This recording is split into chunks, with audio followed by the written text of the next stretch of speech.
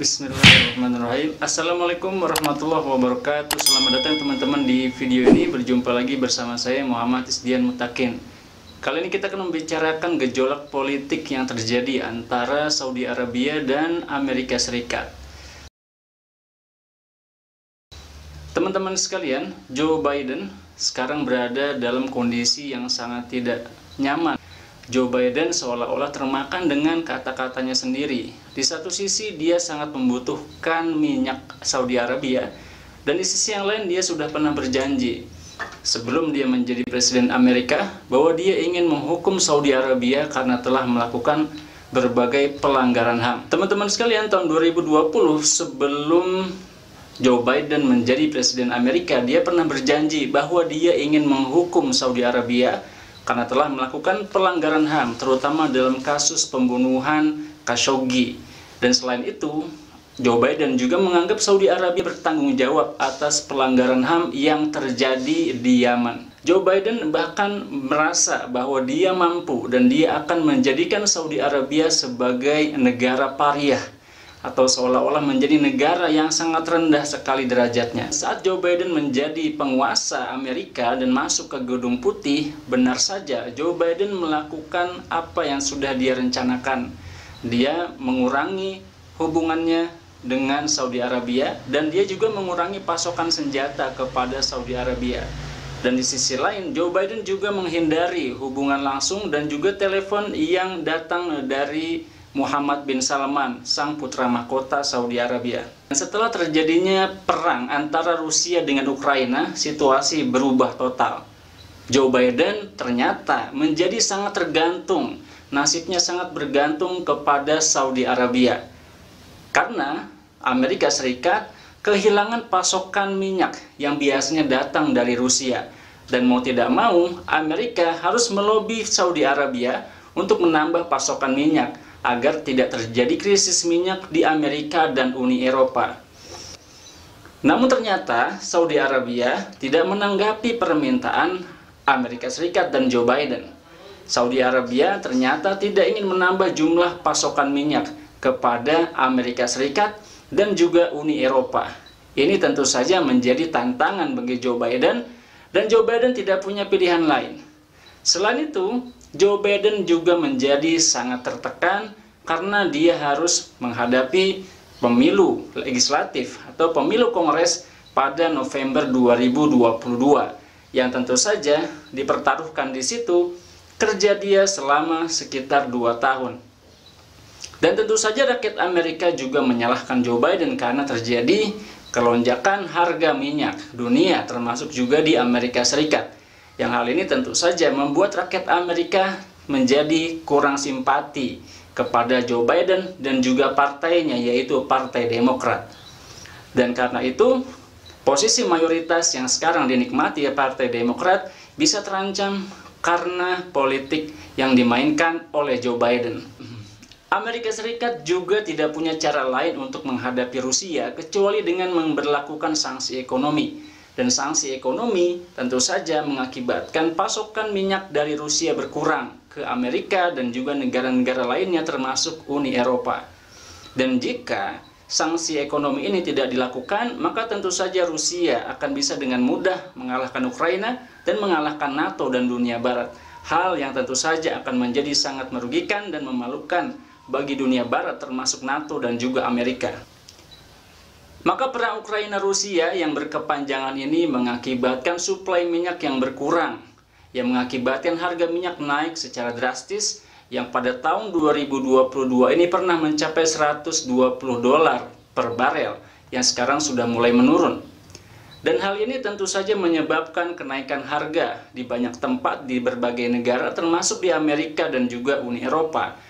Dan tentu saja mengakibatkan stagnansi ekonomi di berbagai negara, termasuk Uni Eropa dan juga Amerika Serikat.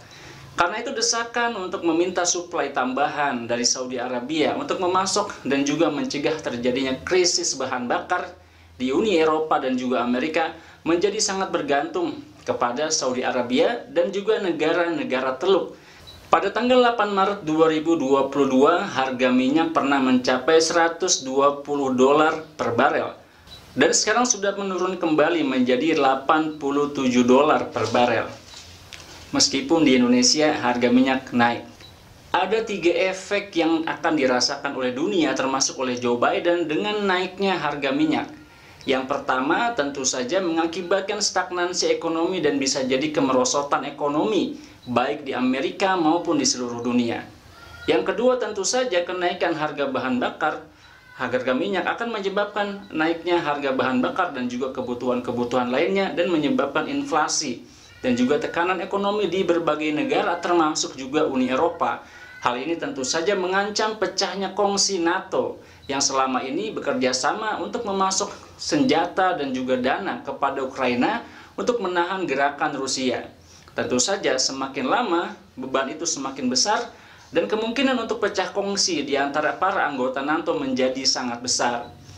Pengaruh yang ketiga, tentu saja Joe Biden sangat terancam posisinya dan juga partainya Demokrat karena di bulan November 2022 akan dilakukan pemilu Kongres yang tentu saja hal ini jika terus berkelanjutan akan mengancam posisi Partai Demokrat yang bisa jadi nantinya akan digeser posisinya oleh Partai Republik.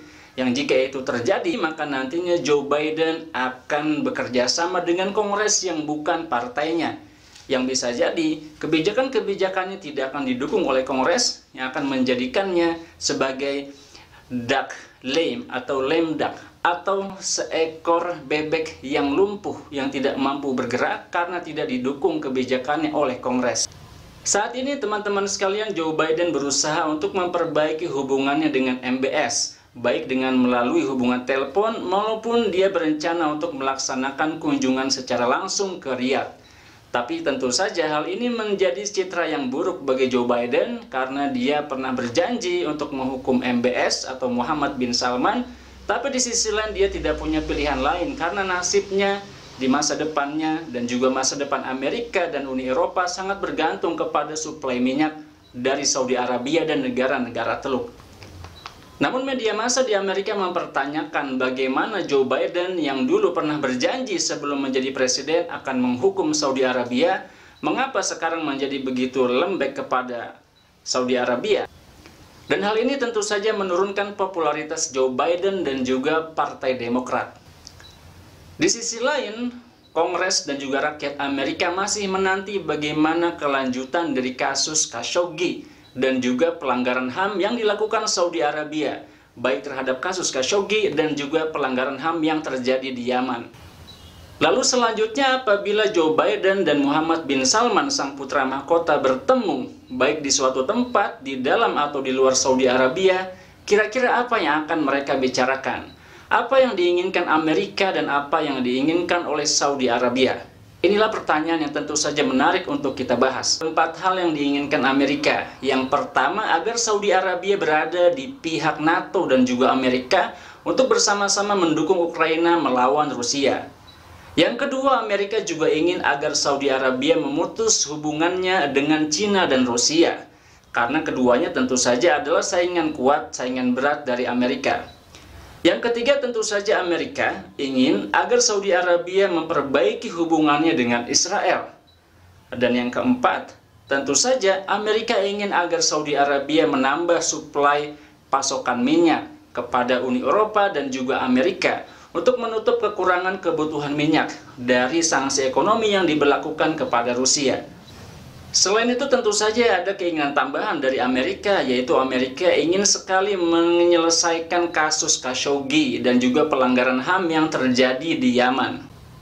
Sedangkan keinginan Saudi Arabia tentu saja tidak banyak. Saudi Arabia hanya ingin agar Amerika memberikan keamanan dan juga jaminan stabilitas keamanan baik itu secara militer dan juga politik di kawasan sekitar Saudi Arabia.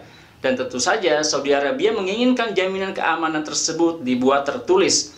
Karena Saudi Arabia tentu saja memiliki beberapa lawan politik dan juga ancaman dari luar, terutama dari Israel dan juga Iran. Terima kasih Anda sudah menonton video ini sampai habis. Jangan lupa untuk menekan tombol like, subscribe bagi yang belum. Tinggalkan komentar di kolom komentar. Dan jangan lupa bagikan video ini kepada teman-teman Anda, agar informasi ini bisa bermanfaat bagi lebih banyak orang. Sampai ketemu lagi di video selanjutnya. Insya Allah saya Muhammad Isdian Muttaqin. Wassalamualaikum warahmatullahi wabarakatuh.